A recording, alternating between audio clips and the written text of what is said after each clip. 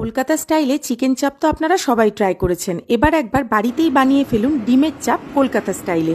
তার জন্য কি করতে হবে, ডিমগুলোকে ভালো করে সেদ্ধ করে নিতে হবে। তারপরে সেই ডিমের মধ্যে ছুরি দিয়ে একটা করে কাট লাগিয়ে দেবো, যাতে সমস্ত মশলার ফ্লেভারগুলো ডিমের মধ্যে ঢুকে যেতে পারে। তারপরে ডিমের মধ্যেই আমি নুন, হলুদ আর শুকনো লঙ্কার গুঁড়ো ভালো করে মাখিয়ে নেব। তারপরে এই মশলা মাখানো ডিমগুলোই আমি সাদা তেল দিয়ে ভেজে নেব। আর ডিম যখন আমি ভাজবো, ডিমগুলো ভাজা হয়ে যাওয়ার সাথে সাথে আমি কিন্তু কয়েকটা মশলা রেডি করব। কারণ ডিমের চাপ বলে কথা, মশলা তো লাগবেই।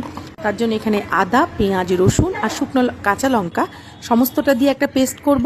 আর এদিকে পোস্তটা বেটে নিয়েছি, তার মধ্যে কাজু অ্যাড করে আরও একবার বেটে নেব। টক দইয়ের মধ্যে ধনে জিরে গুঁড়ো, শুকনো লঙ্কার গুঁড়ো আর দিয়ে দিচ্ছি গরম মশলার গুঁড়ো আর একটুখানি বেসন।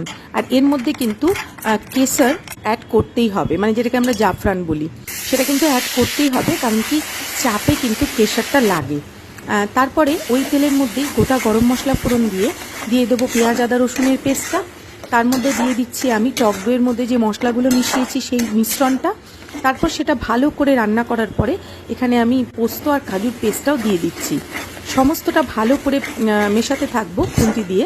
তারপর যখন মশলা থেকে তেল ছাড়বে, এই সময় আপনারা চাইলে কিন্তু এর মধ্যে দুধ অ্যাড করতে পারেন। তো আমি দুধ না অ্যাড করে এর মধ্যে আমি, যেহেতু ব্যাপারটা অনেকটাই রিচ, তাই এর মধ্যে আমি মিক্সি ধোয়া জলটাই ব্যবহার করেছি। আর সবশেষে গ্রেভি ফুটে উঠলে এর মধ্যে ভেজে রাখা ডিমগুলো দিয়ে দিয়েছি। আর এখানে আমি খোয়া ক্ষীর গ্রেট করছি না, হাত দিয়ে মোটামুটি দিয়ে দিচ্ছি একটুখানি ভেঙে। আর সবশেষে দিয়ে দেবো কেওড়ার জল। এখানে কেওড়ার জল দিতে হবে, কারণ এটা ডিমের চাপ বলে কথা। বাড়িতে কিন্তু অবশ্যই একবার এইভাবে ডিমের চাপ রান্না করে দেখবেন, মুখে লেগে থাকবে এর স্বাদ। কলকাতার যে আসল মানে অথেন্টিক যে চিকেন চাপ, মোটামুটি সেটারই রেসিপিটা দেওয়ার চেষ্টা করলাম। জানি না আপনাদের কেমন লাগছে।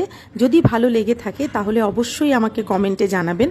আর ভালো লাগলে তো লাইক, ফলো, শেয়ার করে দেওয়ার একটা অনুরোধ রইল। সবাই আপনারা ভালো থাকবেন, সুস্থ থাকবেন, আনন্দে থাকবেন আর দেখতে থাকবেন শর্মিলাস কিচেন অ্যান্ড মোর। টাটা।